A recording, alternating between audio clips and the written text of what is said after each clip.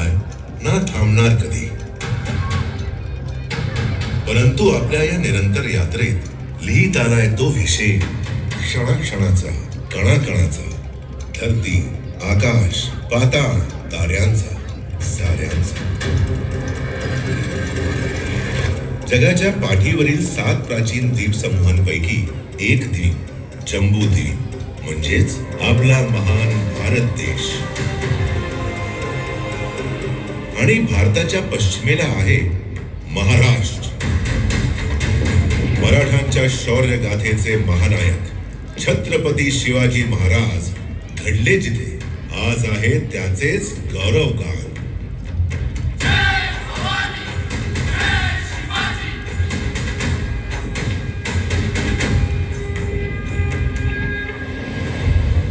अरबी समुद्र आणि सह्याद्री डोंगराच्या बरोबर आहे महाराष्ट्र.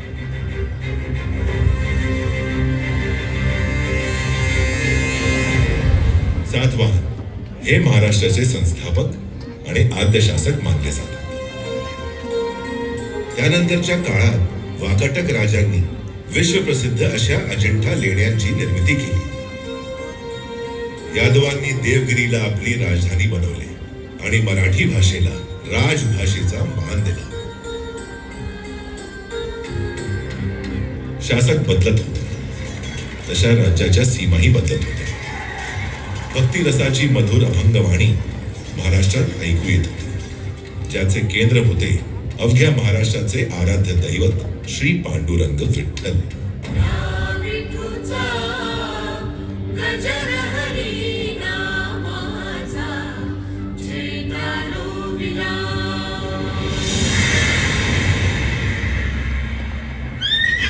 तेरावे शतक संपता संपता महाराष्ट्रात भयंकर उलथापालथीचा भीतीदायक काळ सुरू झाला.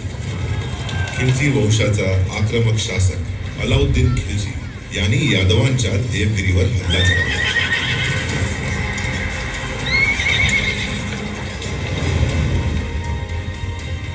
महाराष्ट्रातल्या हिंदू शासनाचा सूर्यास्त पावला.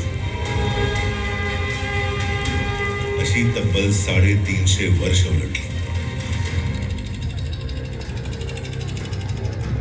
17वे शतक उजाडले तेव्हा महाराष्ट्रातल्या मोठ्या भागावर विजापूरचा सुलतान मोहम्मद आदिल शहाचे राज्य होते. या जुलमी राज्यकर्त्यांच्या अत्याचाराने मराठी माती आतल्या आत कुडत होती. इथले सरदार मजबुरीने आदिल शहाच्या पदरी काम करत होते.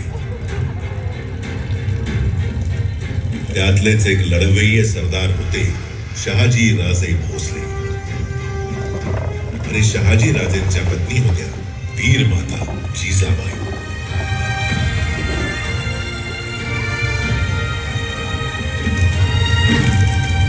जेव्हा भारत भूमी आक्रंदत होती, मागत होती एका वीर पुत्राचे ध्यान, मा जिजाऊंच्या पोटी जन्मला एक पुत्र महान, ज्याचं लाडाचं नाव होतं शिवबा, ज्यांना आपण सगळे ओळखतो छत्रपती शिवाजी महाराज या नावाने.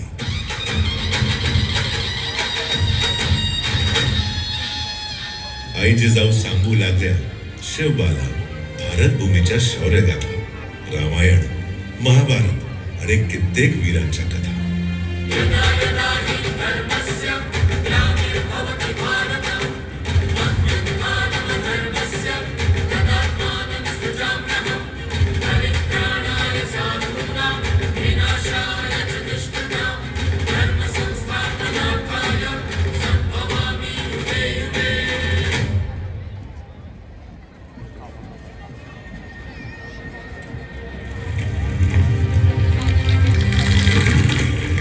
केवळ भूमीच नव्हे, मराठ्यांचा स्वाभिमानही होता गहाण. ही वेदना करीत होती बाल शिवबाला इच्छे. वयाच्या अवघ्या 15व्या वर्षी वीर मावळ्यांना गोळा करून शिवबाने चेतवला त्यांच्या मनात मराठी अस्मितेचा अंगार आणि केला एक अद्भुत संकल्प, अन्यायाविरुद्ध एल्गार. मी शिवाजी शहाजी भोसले मा जिजाऊंची आणि मराठी मातीची शपथ घेतो. यापुढे हिंदवी स्वराज्याची स्थापना हेच माझ्या जीवनाचे लक्ष्य आहे आणि आई जगदंबेच्या कृपेने मी ते मिळवेनच मिळवेन. आमचा संकल्प आहे स्वराज्य, आणि केवळ स्वराज्य.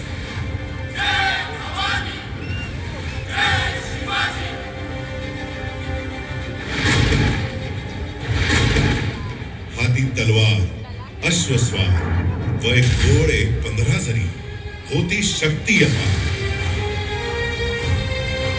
वरून चढाई तोडण्यावर हिंदवी स्वराज्याचे बांधले तोरण. नाव ठेवले प्रचंडगड.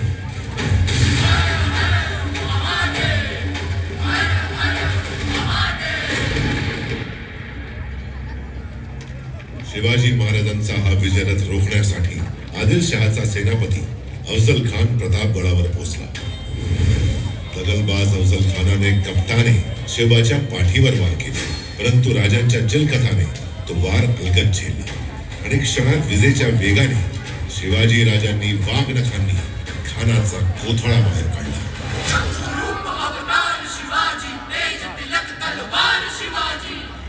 थरथरली अवघी आदिलशाही, थरथरली दिल्लीची मोगलाई.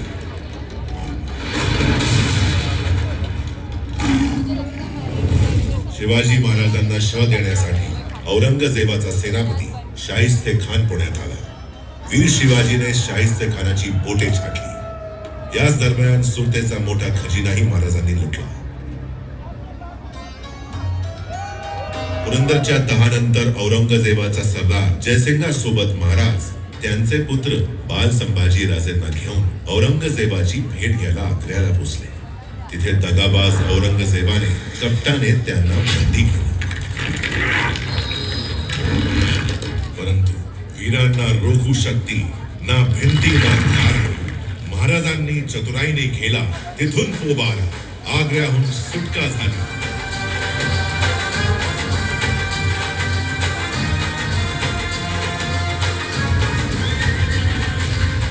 आणि यानंतर महाराजांची सुंद शक्ती जागृत झाली. स्वराज्यातून पळून लावला अवघा मुघल आणि स्थापन केले मराठ्यांचे एक छत्री राज्य, स्वराज्य.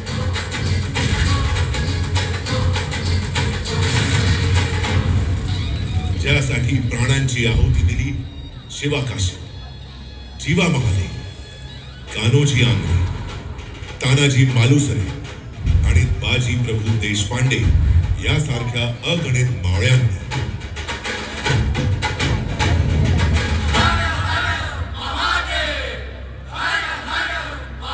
रायगडावर झाली अभूतपूर्व तयारी आणि अखेर तो शुभ समय आला.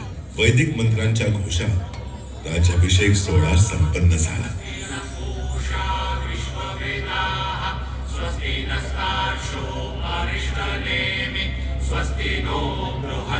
रयतेचे लाडके शिवबा राजे छत्रपती शिवाजी महाराज झाले.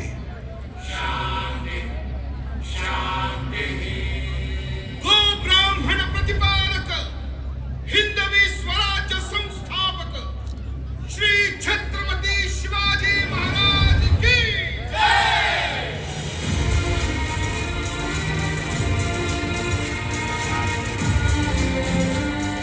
महाराजांची ख्याती सर्व दिशांना पसरत होती, बहरत होती.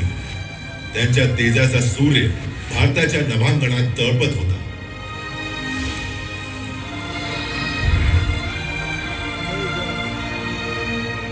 परंतु तो दुर्भाग्याचा दिवस उजाडला. सन 1680 दिनांक 3 एप्रिल. हिंदवी स्वराज्याचा हा तळपता तारा अस्त पावला.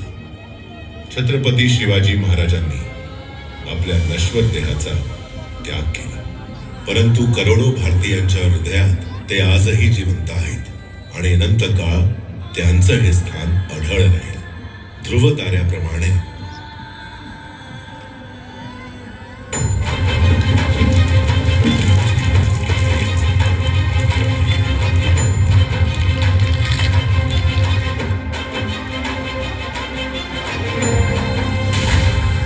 स्वराज्य आणि राष्ट्र रक्षणाची ही परंपरा जागृत ठेवण्यासाठी छत्रपती संभाजी महाराज आणि मराठा पेशव्यांनीही मुघलांशी आणि इंग्रजांशी लढा दिला.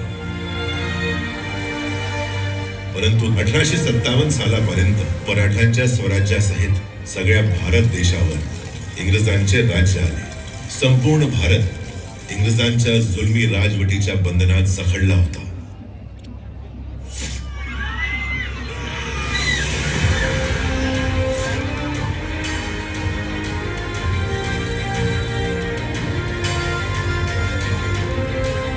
भारताच्या स्वातंत्र्य आंदोलनाची सिंहगर्जना केली बाळ गंगाधर टिळकांनी. स्वराज्य हा माझा जन्मसिद्ध हक्क आहे आणि तो मी मिळवणारच. या सिंहगर्जनेने केवळ महाराष्ट्रातच नव्हे तर संपूर्ण भारताच्या स्वातंत्र्य आंदोलनात एक नवा श्वास फुंकला.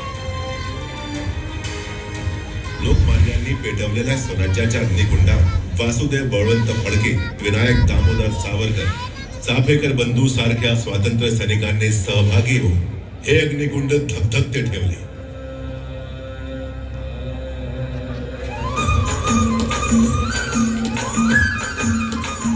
स्वातंत्र्य संग्रामाला नवी दिशा देण्यासाठी महात्मा गांधी दक्षिण आफ्रिकेहून भारतात परतले. मुंबई हे त्या आंदोलनाचे एक प्रमुख केंद्र होते. दांडी यात्रा असो, असहकार चळवळ असो, महाराष्ट्रातल्या स्वातंत्र्य सैनिकांनी महात्मा गांधींना मोलाची साथ दिली. याच मुंबईतल्या गोवालिया टँक मैदानातून गांधीजींनी इंग्रजांना भारत छोडोचा अंतिम इशारा दिला आणि इंग्रजांच्या जुलुमी सत्तेला इथून निघून जाण्यास भाग पाडले.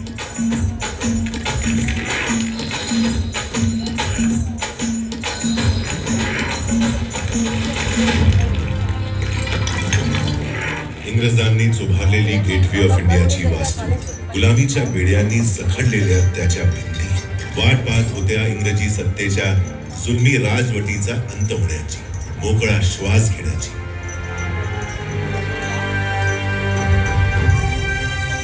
आणि तो दिवस उगवला. हजारोंच्या बलिदानाने जवळपास 200 वर्षाच्या गुलामगिरीतून देश स्वतंत्र झाला.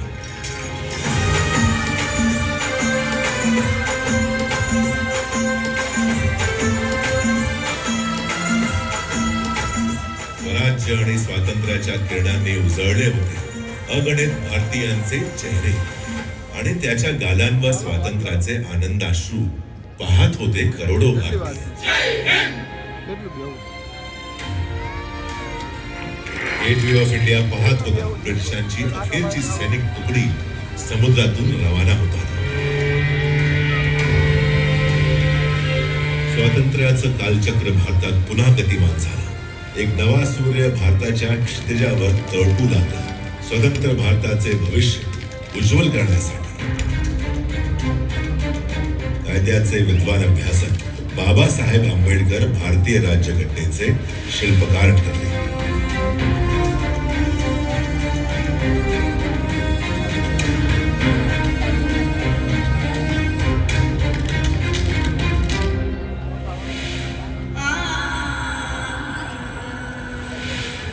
स्वातंत्र्यानंतर देश आर्थिक दृष्ट्या स्वावलंबी व्हावा यासाठी औद्योगिकरणाचा मार्ग अवलंबून महाराष्ट्राने देशापुढे एक आदर्श निर्माण केला.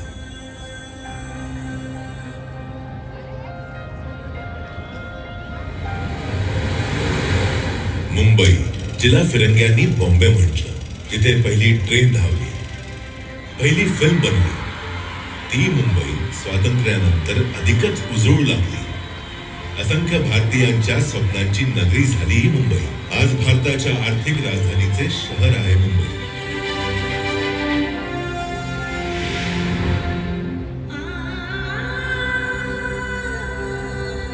आणि विकासाच्या दिशेने भारताची निरंतर वाटचाल सुरू झाली. शिक्षण, आरोग्य, संरक्षण, सामाजिक उत्थान, महिला सक्षमीकरण या सर्व क्षेत्रात प्रगती करत गेल्या 75 वर्षात भारताने निर्माण केली आहे आपली एक वैश्विक ओळख. ज्यांच्या बलिदानाने लाभले अनमोल स्वातंत्र्य त्यांना भावपूर्ण नमन करत देश साजरा करतो आहे स्वातंत्र्याचा अमृत महोत्सव. आगामी 25 वर्षे आहेत अमृतकाल भारताचा. आजचा भारत जाणतो आहे गतीची दिशा, प्रगतीची भाषा. थांबला तो संपला हाच आहे संकल्प आजच्या भारताचा. सर्वश्रेष्ठ भारत, सर्वशक्तिमान भारत, हेच आहे ध्येय आजच्या भारताचे. या ध्येयाच्या प्राप्तीकरता हवाय दृढनिश्चय आणि दूरदर्शीपणा. लाभले आहे सौभाग्य या देशाला एका प्रगतिशील नेतृत्वाच्या श्री नरेंद्र मोदींच्या रूपाने, एका यशस्वी पंतप्रधानांच्या भूमिकेत, विद्यमान नेतृत्वाच्या भूमिकेत,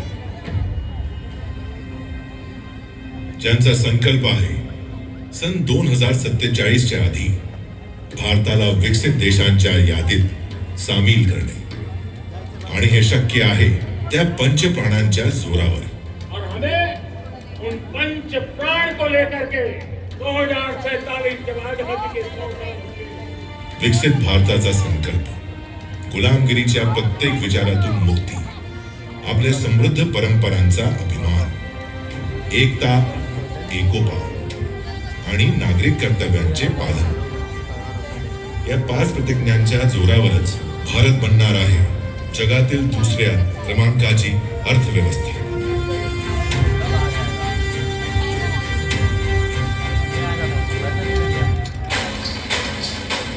या गाथेला इथेच, या वळणावर सोडून मी निघून जातो आहे पुढे माझ्या अनंताच्या अनादी यात्रेला. मी पुन्हा येईन जेव्हा भारत साजरा करीत असेल आपला शतक महोत्सव.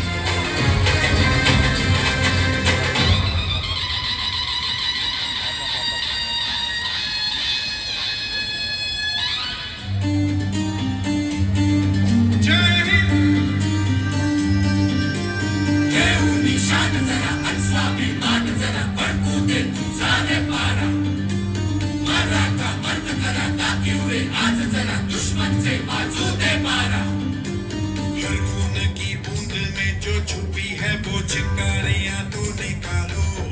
जो दुश्मन अंधेरा है, काला अंधेरा, तो उसको